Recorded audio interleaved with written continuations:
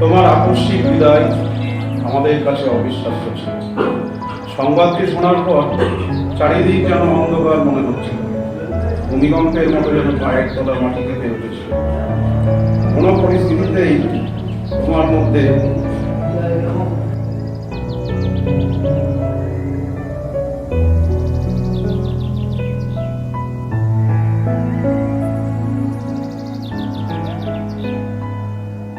ক্ষমা করবেন, আসলে এমন একটা বিষয় আমরা কেউ হয়তো সম্পন্ন করতে পারবো না, তাই অসমাপ্ত কাজটুকু মনোদাত্ম কঠিনভাবে আমার উপরে চাপিয়ে দিল।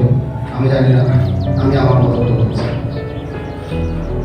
শ্রদ্ধাঞ্জলি। শ্রীযুক্ত ত্রিদীপ কুমার চৌধুরী, জন্ম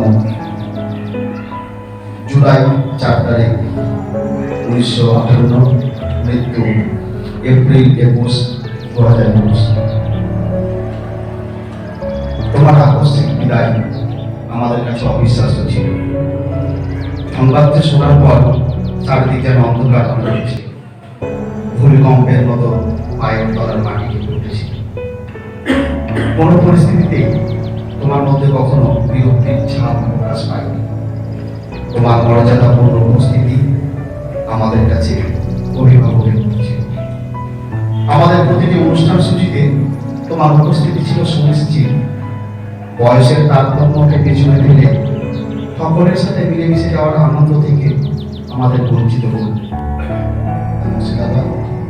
তারিখ 19 ডিসেম্বর 2021, রবিবার। আমরা এই শ্রদ্ধাঞ্জলি মানপত্র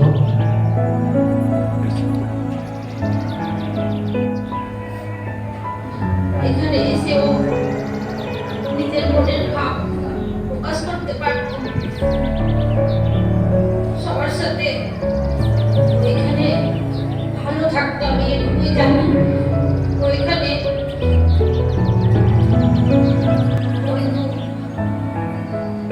স্যার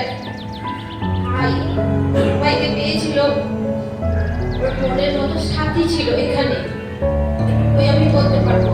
কারণ এখান থেকে অনেক কিছু বলেছে আমাকে যে ওখানে খুব ভালো লাগে আমার বসতে। যেটুকু সময় পেতেও ও বাড়িতেও কবিতা বা লেখালেখির মধ্যেই থাকতো। যে কোনো লেখা লিখে আমাকে বলতো এটা লিখেছি। এখানে ও সুযোগও পেয়েছিল, সবাই ওর প্রশংসা করতো, তাতে ওর ভালো লাগতো। আমার এই অসময়ে এখানে আমাকে সবাই সাহায্য করেছে, সহযোগিতার হাত বাড়িয়ে দিয়েছে। তাদেরকে আমি ধন্যবাদ দিয়ে আমি ছোট করতে পারবো না। কিছু করতে পারছি না। কি কার পাশে কতটা থাকবো জানি না, তবে একসাথে একটু আড্ডা গল্প এবং এই প্রাক্তনী ছাত্র মঞ্চটা আমরা একটা পরিবারের মতো করে রেখেছিলাম। এখানে আমরা পরিবারকে নিয়ে আসতাম, আবার এখানকার কিছু কথা আমরা পরিবারের মধ্যে লিখে দিতাম। এইভাবেই চলছিল। ছোটরা সেই জায়গায় ছন্দপতন ঘটালেও আমরা কিন্তু ভেতর থেকে কখনো ছাড়ব না।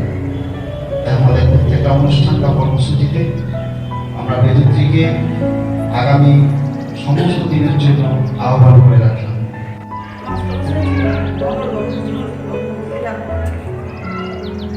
খুবই প্রিয়, ওদের বন্ধুর মতোই ছিলেন। ওদের সাহায্যে বাবা আজ এই স্কুলে কিছু করে রেখে যেতে পেরেছে। কারণ ও সায়েন্সের দিক দিয়ে খুব, প্র্যাকটিক্যালের দিক দিয়ে খুব ভালো ছিল। তার মতো আমি হতে পারিনি। আমি বাবা দুই বোন, আজ বাবার ঘরে তালা বন্ধ। এর থেকে আর কিছু বলতে পারছি না। যতটা চেষ্টা করলাম, প্রচুর চেষ্টা করলাম বাবাকে ভালো রাখার জন্য, কিন্তু পারলাম না। বাবা শেষ আমাদেরকে সর্বহারায় ফেলে চলে গেল। আর আমি কিছু বলতে পারছি না। বাবা যখন চলে যায় তখন কন্যা সন্তানটা সর্বহারাই হয়ে যায়। আমরা আমাদের মঞ্চের পক্ষ থেকে নিখিল তার পরিবারের প্রতি একটা বার্তা দেওয়ার প্রতিশ্রুতি জ্ঞাপন করছি। কোনো রকম ভাবে আমাদের নিখিলদার হাতে বেড়ে ওঠা আমাদের কাউকে কোনো রকম ভাবে মনে করার প্রয়োজন হয়। তাদের একটু দেবেনই আমাদের কাছে সংবাদটা পৌঁছে দিবে।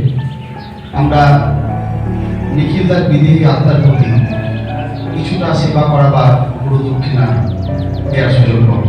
আমরা দেবীদিকে জানিয়ে রাখলাম যে কোনো সময় যে কোনো প্রয়োজন অপ্রয়োজন দিদি যেন আমাদেরকে বলতে না ভুলে যায়। আমি দু এক কথা এখানে স্মৃতিচারণার জন্য লিখে নেব। দিলীপ চৌধুরী মহাশয়, তার পরিবারের ভাতৃপতি সঞ্জয় চৌধুরী। আজকের এই স্মরণ সভায় থাকতে পেরে আমি অত্যন্ত আপ্লুত শব্দটা হয়তো আজকে ব্যবহার করাটা ঠিক হবে না। যাই হোক, আমি এই স্মরণ সভার একজন শরিক হিসেবে তাদেরকে শুভেচ্ছা জানাচ্ছি। এই স্মরণ সভার পরে একটা গুরুত্বপূর্ণ কর্মসূচি, রক্তদান কর্মসূচি। কবির ভাষাটি বলে শেষ করি, এ বয়স জানো রক্তদানের পূর্ণ। রক্তদান সারা বছর ধরে চলতে থাকুক মনুষ্য মানুষদের সহায়তার জন্য। প্রত্যেকে ভালো থাকবেন। আগামী পৃথিবী একটা সুস্থ পৃথিবী হোক। ছোটবেলা থেকে আমাদের ছাত্র সহ ছিল,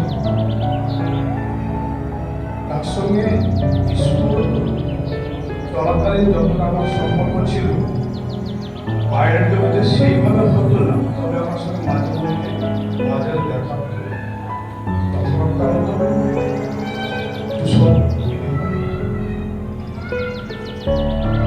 দিদিদার কথা কি আর বলবো, বন্ধু সব আপনি পুস্তকালয়ে আমরা বসতাম, সেখানে অনেক কথা হতো, আনন্দ হতো।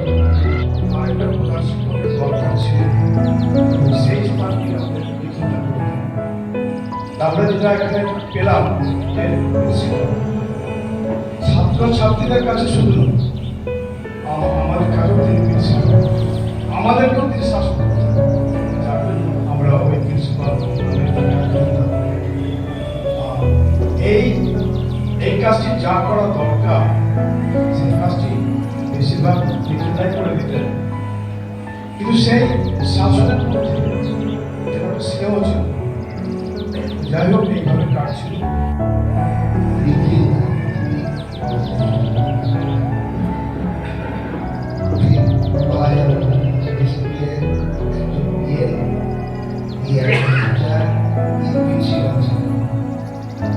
দেখা যেত প্রতিটা ক্ষেত্রেই একজন শিক্ষকের প্রতি তার যত আধিপত্য বিস্তার, একজন ছাত্রের প্রতি ছাত্রকে বকা মারা, আর সবচেয়ে সবারই দাদা, যেমন চার মামা সকলেরই দাদা, অনেক কথা হতো না। এবং অনেক সময় অযোগ্যতা ভাষা তার সঙ্গে যেটুকু বলা দরকার সবার মধ্যে যেগুলো শুনলাম যে কমিউনিটি বা কাজে এগিয়ে আসা, সেই স্বভাবটুকু ছিল। কেন যে আমরা খেলাধুলার জগতে অনেক দিন তার সঙ্গে কাটিয়েছি। তার জন্যে আমার মন থেকে ও যেদিনটা অসুস্থ হয় সেগুলো জানতাম না, কিন্তু হঠাৎ মারা যাবে এটা কখনো ভাবিনি। এবং আমার সাথে বিশেষ করে বিকালবেলার দিকে একসঙ্গে চলাফেরা, বিদ্যালয় যাওয়া, এই অর্থ কিছু কথাবার্তা এসব হতো, যাতে নির্ধারিত করতে চাই না। আমি সকলকে আজকের দিনে মানুষ ছিলেন, তো ওনার সম্বন্ধে অনেক স্মৃতিচারণা হয়েছে। ওনার অনেক শাসন, অনুশাসনের স্মৃতিচারণা হয়েছে। তবে ওনার যেটা সবচেয়ে একটা বড় গুণ ছিল, আমিও স্কুলে ছাত্র, যখন আমরা পড়াশোনা করতাম সেই সময় থেকে একটা স্কুলের স্ট্রাইকের দাম বিড়ির টাকা, যারা যারা বিড়ি বাঁধবে তারা টাকা পাবে, এরকম ধরনের একটা ধারণা ছিল। একদিন মানে যেদিন ঘটনাটা ঘটে সেদিন আমি স্কুলে বাংলা শিখেছিলাম এবং উনি আমাকে বকাবকি করেছিলেন। তারপর সন্ধ্যাবেলা আমার বাবার কাছে গিয়ে হাজির। আমি ভাবলাম যে বাবাকে সমস্ত ঘটনা আপনি বলবেন, এবার আমি আমার বাবার কাছে মানব। তো উনি আমার বাড়ি ঢুকে আমার নাম ধরে ডাকছেন। তো আমি লুকিয়ে গেছি ভয়ে। তারপরে আমার বাবাকে বললেন যে সুইট কই, তখন আমার বাবা কোনো ভয় আছে। বাবা বলছে বিড়ির টাকা অ্যাপ্লিকেশন করো। আমি বললাম যে আমরা তো বিড়ি বাঁধি না, আমরা অ্যাপ্লিকেশন কেন করবো? তখন বলছে না, তুমি দরখাস্ত করো, টাকা পাবো। দিয়ে আমি আমারই ওখানে একটা কষ্ট তাদের কতটা কষ্ট হচ্ছে। আমি আমাদের অ্যাডমিনের পক্ষ থেকে পুরো পরিবারে যারা এসেছে তাদের সম্বোধনা জানাই এবং এটুকু অ্যাসুরেন্স দিচ্ছি যে সবসময়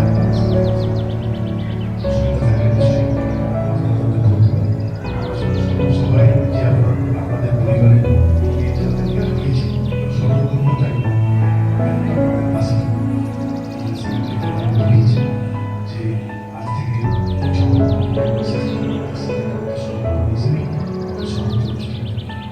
অ্যাকচুয়ালি খুব এই লাইফ সবসময়ের জন্য ওই ছোট থাকি কোনো সময় আমি মহিলা দিয়ে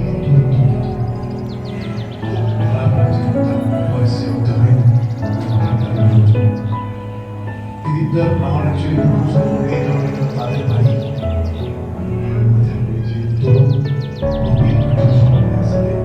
আগেবার করেছি বাড়িতে যাচ্ছি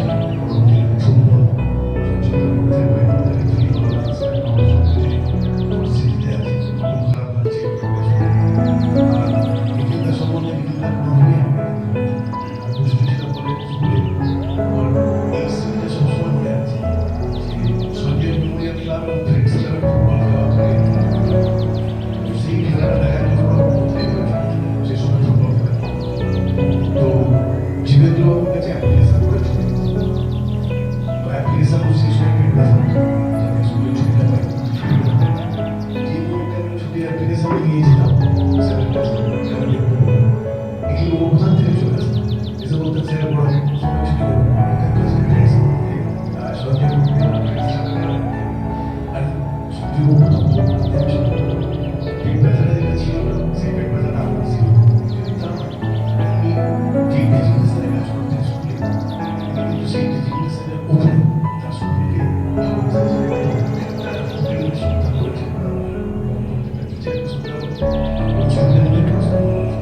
আজ অ্যালুমিনি অ্যাসোসিয়েশনের অনুষ্ঠানে উপস্থিত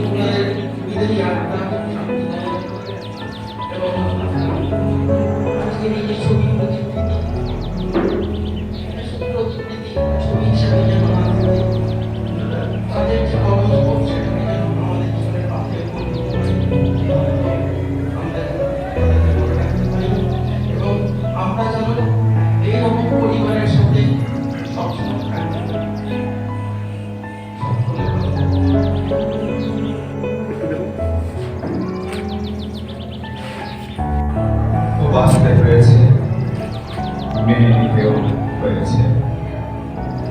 মঞ্চে যারা আছেন তারা প্রত্যেকেই আমার প্রণম্য নমস্য, শ্রদ্ধা ও স্নেহের পাত্র। প্রত্যেকের নাম না করেও বলি, তাদের প্রত্যেকের উদ্দেশ্যে আমার শ্রদ্ধা, শুভেচ্ছা, আন্তরিকতা ও ভালোবাসা রইল। এই সংস্থা বরাবরই ভালো কাজের সঙ্গে যুক্ত এবং এই সংস্থার প্রতিটি সদস্যের আন্তরিকতায় আমি বিমুগ্ধ চিত্ত। ওরা আজকে এত সুন্দর সঞ্চালনা করেছে এবং প্রতিটি অনুষ্ঠানকে যেভাবে করে তাকে প্রশংসা করছি না, ছাত্রের মতো, ভাইয়ের মতো। তার জন্য রইল আমার প্রাণঢালা ভালোবাসা। এই 3 সদস্যের অকাল প্রয়াণ আমাদের এতটাই ব্যথা দিয়েছে যে যারা সরাসরি যুক্ত তারা তো বটে, এমনকি আমরা যারা অনুষ্ঠানের মধ্যে আছি প্রত্যেকের চোখে জল এনে দিয়েছে। বিশেষ করে এই 3 পরিবারের যে 3 প্রতিনিধি এসেছেন তাদের উদ্দেশ্যেও এই সংস্থার তরফ থেকে, আমার তরফ থেকে আমি আন্তরিক সমবেদনা জানাই। বিভিন্ন আলোচনার মধ্য দিয়ে আমরা দেখেছি এই 3 ব্যক্তিত্বের অশেষ অবদান। প্রথমেই যদি আমরা নিখিল বাবুর কথা বলি, তাহলে বলবো আমি স্কুলের সঙ্গে কম বেশি জড়িত ছিলাম। কোনো অনুষ্ঠান হলে সেই প্রাসঙ্গিকতায় আমিও আসতাম। তাকে দেখে আমি অনেক কিছু শিখেছি। অন্তত আমার মনে হয়েছে বাংলার যে বিশেষ একটি প্রবাদ আছে, শাসন করা তারই সাথে শোভা করে যে। আমি যখন অনুষ্ঠানে এই স্কুলে আসতাম একবার দেখলাম আমিও তার কাছে বোকা খেয়েছি। কেন বোকা খেয়েছিলাম জানেন? খেতে দেরি করেছিলাম। আপনি এত ঘোরাঘুরি করছেন, কখন খাবেন? সত্যি আমার মনে হয়েছিল তিনি কতটা নজর রাখেন, কতটা ভালোবাসেন। তাই শুধু গুরু গাম্ভীর্য নয়, গুরু গাম্ভীর্যের অন্তরালে তার একটা হৃদয় ছিল, প্রাণ ছিল এবং সেই অধিকারেই তিনি আমাকে কিন্তু বললেন। সত্যি যেন অভিভাবকের মতো, দাদার মতো করে তিনি আমাকে গ্রহণ করেছিলেন, বলেই সেই শাসনের ভাবনায় সবাইকে রেখে দিয়েছিলেন। আরেকজন সম্পর্কে যেটা শুনলাম, তিনি খেলাধুলার সঙ্গে আত্মিকভাবে যুক্ত ছিলেন। আর এইটা আমি বিশ্বাস করি, যারা খেলাধুলার সঙ্গে যুক্ত থাকেন তারা কতখানি সৎ পরিচ্ছন্ন কাপড়টির মানুষ হন। এলাকায় কাকা বাবু বিখ্যাত, সবার কাছে জানা না। বাবার পরেই তো তার স্থান। আমি মনে করি তার এই চলে যাওয়াটাও আমাদের কাছে খুবই দুঃখে, খুবই কষ্টে, খুবই বিষাদে। আর ছোট, কেন জানি না তার মিষ্টি মুখটা আমার কাছে সবসময় ভেসে ওঠে। অনেকবার তার কাছাকাছি এসেছি, পিকনিকে এসেছি, আর ছোটদের কথাগুলোই আমার মনে হতো যেন এক একটা কবিতা। প্রত্যেকটা কথার মধ্যে কি গভীরতা।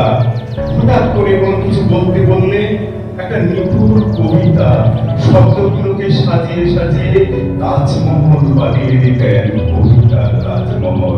তাই ছোটকে আমি ক্রমেই ধরতে পারিনি। এখনো আমার সেই মুখটা ভেসে ওঠে।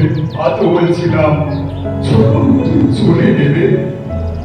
সত্যি এই 3 জনের অকাল প্রয়াণ আমাদের যে জায়গায় নিয়ে গেছে, আমরা জানি না তা কোনোদিন সেই জায়গা থেকে উঠে আসতে পারবো কিনা।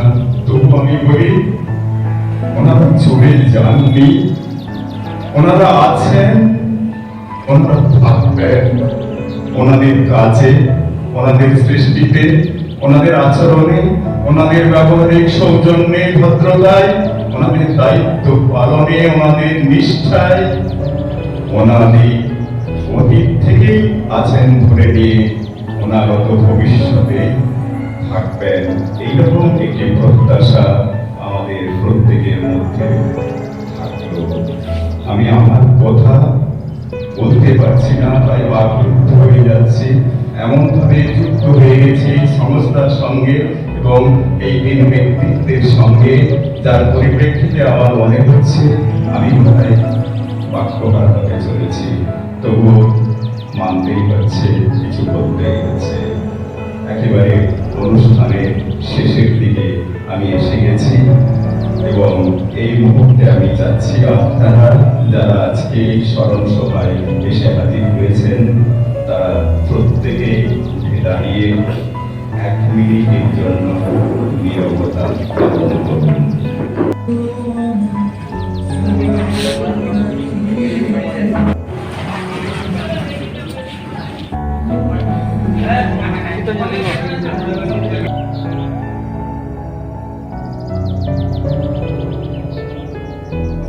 আমরা আমাদের শিবিরের মধ্যে পেয়েছি আমাদের সংসদের এমএলএ মাননীয় আমিনুল ইসলাম মহাশয়কে।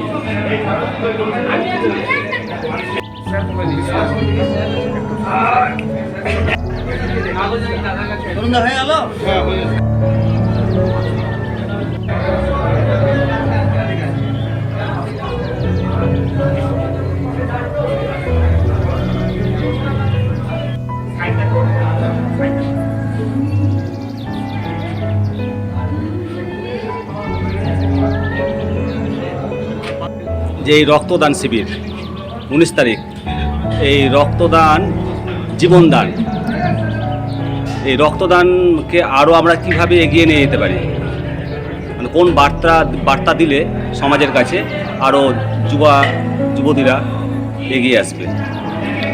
রক্ত নিয়ে অনেক কালোবাজারি হয় শুনেছি, আর রক্ত ফ্যাক্টরিতে তৈরি হয় না। আমাদের যেমন শরীরের জীবনদায়ী ওষুধ তৈরি হয়, এখন অবধি বিজ্ঞান সেখানে পৌঁছতে পারেনি কৃত্রিমভাবে রক্ত তৈরি করা যায়। তাই রক্তর পরিপূরক রক্তই, রক্ত দিতে হয় মানুষকে, মানুষের যখন প্রয়োজন। এবং এটা পণ্য নয়, এটা হৃদয়ের দান। রক্ত দান করলে শরীর কোনোদিনই অসুস্থ হয় না। যারা ডায়াবেটিক পেশেন্ট নন, যারা জন্ডিসে ভোগেননি, যাদের হেপাটাইটিস বি পজিটিভ নয়, যারা ভিডিআরএল পজিটিভ নয়, অর্থাৎ এসটিডি সেক্সুয়ালি ট্রান্সমিটেড ডিজিজগুলো তাদের নেই, এবং যেটা ব্লাড বাহিত এই ধরনের রোগ যাদের নেই, তারা সহজেই রক্ত দিতে পারে, একটা মুমূর্ষ রোগীর প্রাণ বাঁচাতে পারে।